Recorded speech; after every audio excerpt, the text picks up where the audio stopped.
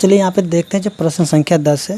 देखिए 10 में क्या करना है, जो रिक्त स्थान है उसको क्या करना, भरना है। ठीक है, तो जैसे कि यहाँ पे प्रश्न संख्या 10 का जो 1 में क्या दिया गया है, कहता माइनस में 8/9 में किससे भाग दे दे, यानी कि किससे भाग दे दे जो कि इसका उत्तर माइनस में 1 आ जाए। ठीक है, यहाँ पे प्रश्न में क्या दिया हुआ, माइनस में 8/9 में किससे हम भाग करा दे जो कि उत्तर हमें क्या आना चाहिए, माइनस में 1 आना चाहिए। तो देखिए इसमें क्या करना है, इस प्रश्न के लिए देखिए इस प्रकार के प्रश्न के लिए आप क्या कीजिएगा कि देखिए ये जो खाली जगह है तो यहाँ पे आप क्या कर दीजिए, x भर दीजिए। ठीक है, यानी कि माइनस में 8/9 में जब हम x से भाग करेंगे तो हमें माइनस में 1 उत्तर आ जाएगा। तो यहाँ पे अगर इस x का मान अगर हम यहाँ पे निकाल लेंगे तो हमें पता चल जाएगा कि इसमें हम क्या रख दें जो कि इससे हम भाग करवाएंगे तो कि हमें माइनस में 1 आ जाएगा। ठीक है, तो देखिए यहाँ पे x का मान निकालेंगे तो ये जो माइनस में 8/9 है, तो देखिए नीचे में x के नीचे कुछ भी नहीं तो इसके नीचे में 1 होता है। ठीक है, यानी कि x/1 हो जाएगा। ठीक है, तो देखिए ये जो भाग है तो भाग को हम क्या करेंगे, यहाँ पे इसका व्युत्क्रम करेंगे, यानी कि इसको उल्टा करेंगे। तो जैसे भाग है, भाग बदलेगा गुना में। ठीक है, और जैसे ये गुना में बदलेगा ना तो वैसे इसका क्या हो जाएगा, उल्टा हो जाएगा, यानी कि 1 चला जाएगा ऊपर और x आ जाएगा नीचे, और ये जो माइनस में 1 है इसको 1 लिखेंगे। ठीक है, अब देखिए यहाँ पे ये देखिए ये वाला जो पूरा गुना में है तो दूसरी तरफ क्या हो जाएगा, भाग में हो जाएगा। यानी कि हम यहाँ पे कह सकते हैं कि ये जो क्या हो जाएगा, चलिए इसको हम ऐसे गुना कर लेते हैं सीधी सीधी, माइनस में 8 और इसको गुना करेंगे हो जाएगा 9x बराबर माइनस में 1 हो जाएगा। देखिए यहाँ पे नीचे कुछ भी नहीं है तो इसके नीचे में 1 होता है, ऐसा हम लोग जानते ही है। ठीक है, तो माइनस में 1/1। अब ये जो माइनस में 8 है तो चलिए यहाँ पे माइनस से माइनस कैंसिल कर देते हैं। ठीक है, दोनों तरफ माइनस है तो कैंसिल हो जाएगा, और ये 1 से हम गुना करेंगे 8 को, ये जो 9x है इसको गुना करेंगे 1 से, तो ये क्या हो जाएगा, ये हो जाएगा 9x बराबर में 8 हो जाएगा। फिर से देखिए ये गुना में है तो दूसरी तरफ जाकर के भाग में हो जाएगा, यानी कि 8/9 हो जाएगा। तो देखिए यहाँ पे x का जो मान है 8/9 आ गया, यानी कि ये हुआ, इसका मतलब कि देखिए माइनस में 8/9 में जब हम 8/9 से भाग कराएंगे तो इसका उत्तर हमें माइनस में 1 आएगा। तो इस खाली जगह में जो x जिसको हम मान लेते तो इसके जगह हम क्या लिखेंगे, 8/9। ठीक है, इसके जगह हम लिखेंगे 8/9 ये वाला। ठीक है, तो इस तरीके से हम इस प्रश्न को हल कर सकते हैं। और इसका अगर हम प्रश्न संख्या 2 की बात करें तो देखिए 2 में क्या दिया, बोलता है यहाँ पे इस खाली जगह में, ठीक है, यानी कि इसमें क्या रख दे जब इससे हम भाग करा देंगे किससे, 5 से। ठीक है ना, तो इसका उत्तर क्या आ जाएगा, माइनस में 1/7 आना चाहिए।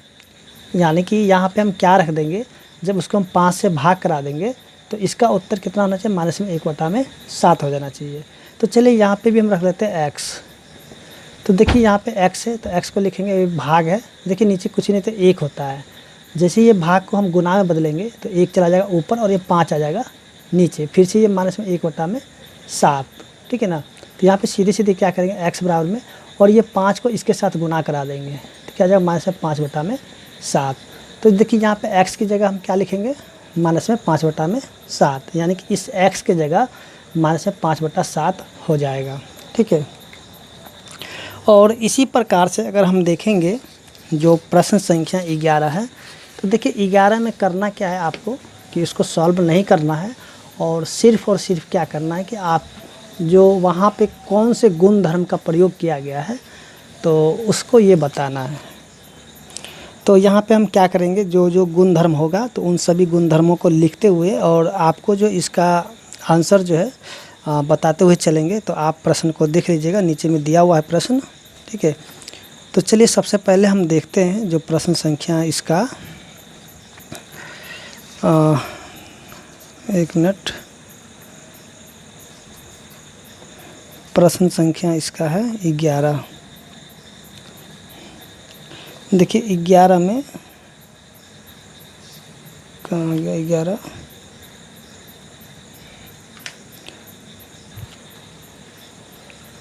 तो देखिए नीचे में प्रश्न जो दिया गया है तो देखिए यहाँ पे 11 नंबर प्रश्न है और यहाँ पे हम प्रश्न को नहीं लिखेंगे, सिर्फ और सिर्फ क्या करेंगे, चलिए यहाँ पे प्रश्न को भी लिख देते हैं।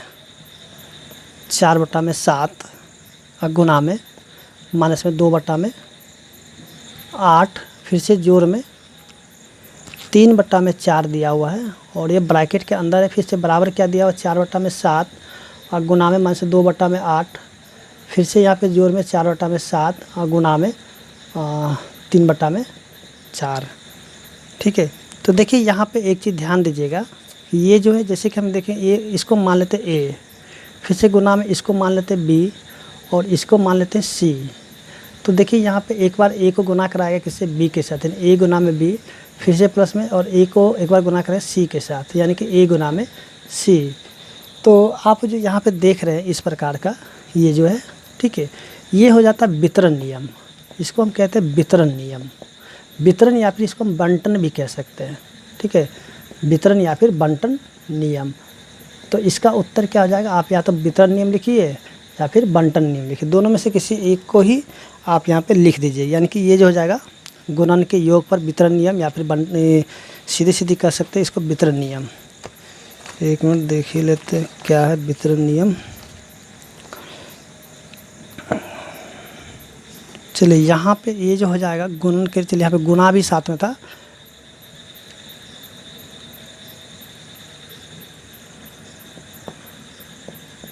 गुणन के योग पर वितरण नियम। ठीक है, वही हो गया वितरण नियम। आप डायरेक्ट भी लिख सकते हैं या फिर ऐसे करके भी लिख सकते हैं। ठीक है, जैसा आपका उत्तर दिया रहेगा उसी प्रकार से लिखिएगा, क्योंकि हल्का सा भी चेंज होता है। तो चलिए अब आगे हम देखते हैं जो इसका प्रश्न संख्या है 3। तो देखिए यहाँ पे 3 में क्या दिया, सॉरी ये है 11 का 1 है ये, और इसका जो हम 2 देखेंगे तो देखिए 2 में क्या दिया 7/13 और गुना में 1 बराबर में फिर से क्या दे दिया है 7/13 ही है। तो यहाँ पे हम देखिए इसको मान लेते हैं ए। ठीक है, और ए को जब हम गुना कराते हैं 1 से तो इसमें कुछ भी फ़र्क नहीं पड़ता, यानी कि जैसे रहता है वो उसी प्रकार से हो जाता है। तो इस प्रकार के जो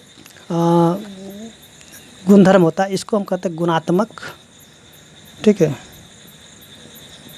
गुणात्मक तत्समक, तत्समक। ठीक है, ये हो जाता फॉर्मूला आपका, यानी कि यहाँ पे ए को गुना करते 1 से तो ए ही हो जाता है। ठीक है, तो इसको बोलते गुणात्मक तत्समक।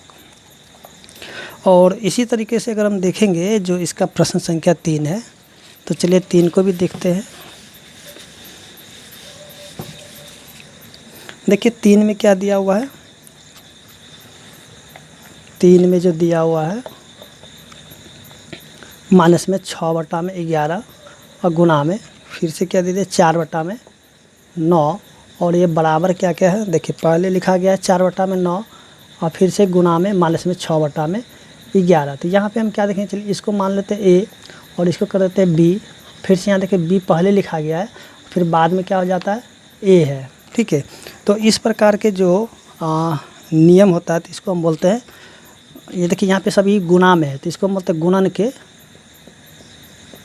गुणन के क्रम विनिमेयता। ठीक है, और इन सभी जो गुण है तो इन गुणों को जो है हमने क्या किया था बेसिक में देखा था, यानी बेसिक में देखे थे तो वहाँ पे योग का क्रम विनिमेयता देखे थे, और उसी योग में क्या करेंगे यहाँ पे गुना का चिन्ह लग जाता है तो गुणन के क्रम विनिमेयता हो जाता है। इस चीज़ को आप याद रखिएगा। फिर से देखिए अगर प्रश्न संख्या 4 को देखेंगे तो देखिए 4 में क्या दिया गया है, देखिए 4 में जो दिया हुआ है 3/17। ठीक है, और ये हो जाता है आपका गुणन का सहचर्य नियम। 2/11 और गुना में 4/11, और ये ब्रैकेट में है, फिर से बराबर क्या है, अब देखिए यहाँ पे 3/17 और फिर से इसको जो एक साथ ब्रैकेट में किया गया है, यानी इन दोनों को, और यहाँ पे 4/11 इसको अकेले छोड़ दिया गया है। तो यहाँ पे क्या इसको मान लेते ए, फिर से इस गुना, फिर से यहाँ पे बी और गुना में ये वाला सी, और बराबर देखिए तो यहाँ पे क्या ए को गुना करा गया बी के साथ और सी को अकेले रहने दिया गया। तो इस प्रकार के जो गुण धर्म होते हैं तो इनको कहा जाता है गुणन की सहचारिता या फिर गुणन का साहचर्य, गुणन का सहचर्य। ठीक है, यहाँ पे सहचारिता लिखिए, बात बराबर होता है दोनों का। इसी तरह से अगर हम देखेंगे जो अगला प्रश्न है, तो अगले प्रश्न को चलिए इसको यहाँ से हटा लेते हैं। 5 में जो दिया गया है आपका, देखिए 5 में दिया हुआ है आपका क्या दिया हुआ है 3/4 और गुना में 4/3, तो बराबर क्या है 1 है। तो चलिए इसको मान लेते ए, चलिए इसको हम कहते हैं ए बट्टा में बी, और गुना में फिर से देखिए बी ऊपर है और ए नीचे, तो देखिए आपको ऐसा ही मिलेगा। देखिए बी से बी को काट दिए और इसको इससे काट दिए तो क्या 1 आ जाता है। तो इसको जो बोलते हैं यानी कि गुणात्मक प्रतिलोम, यानी कि देखिए ये जो 3/4 इसी के उल्टा से इसको गुणा कराया गया था। ठीक है, तो इसको बोलते हैं गुणात्मक